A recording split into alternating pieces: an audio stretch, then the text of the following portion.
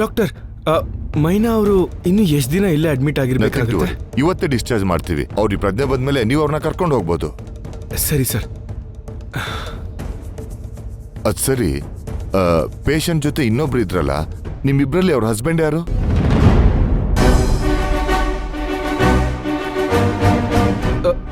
ಹಸ್ಬೆಂಡಾ? ಹೌದು.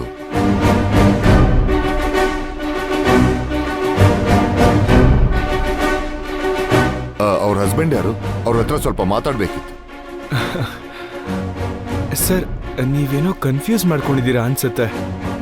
ಯಾಕೆ? ನಿಜ ಹೇಳಬೇಕು ಅಂದ್ರೆ ಮೈನಾ ಅವ್ರಿಗೆ ಮದುವೆನೇ ಆಗಿಲ್ಲ.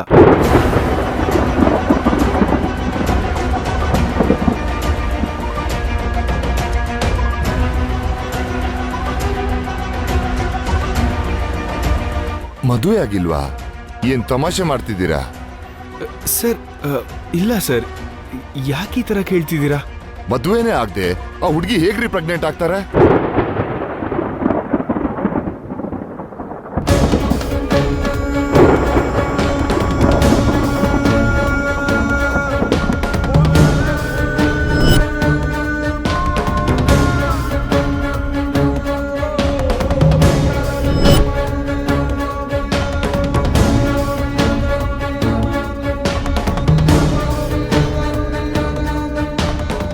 ಸರ್, ಏನ್ ಹೇಳ್ತಿದ್ದೀರಾ? ಅವರು ಪ್ರೆಗ್ನೆಂಟ್ ಅಂತ ಹೇಳ್ತಾ ಇದ್ದೀನಿ. ಸರ್, ಏನೋ ಮಿಸ್ಟೇಕ್ ಆಗಿರ್ಬೇಕು. ಅವ್ರಿಗಿನ್ನೂ ಮದ್ವೆನೇ ಆಗಿಲ್ಲ. ನೋಡಿ ಮಿಸ್ಟರ್, ನಾವು ಸರಿಯಾಗಿ ಚೆಕ್ ಮಾಡೇ ಹೇಳ್ತಾ ಇರೋದು. ಇಲ್ಲಿ ಮಿಸ್ಟೇಕ್ ಅಂತ ಏನೂ ಆಗಿಲ್ಲ. ನಾವು ಹೇಳ್ಬೇಕಾಗಿರೋದು ನಮ್ಮ ಕರ್ತವ್ಯ ನಿಮ್ಗೆ ಹೇಳಿದೀವಿ. ಇಲ್ಲಿಂದ ಡಿಸ್ಚಾರ್ಜ್ ಆಗಿ ಕರ್ಕೊಂಡು ಹೋದ್ಮೇಲೆ ನೀವು ಅವರನ್ನ ಸರಿಯಾಗಿ ನೋಡ್ಕೋಬೇಕು.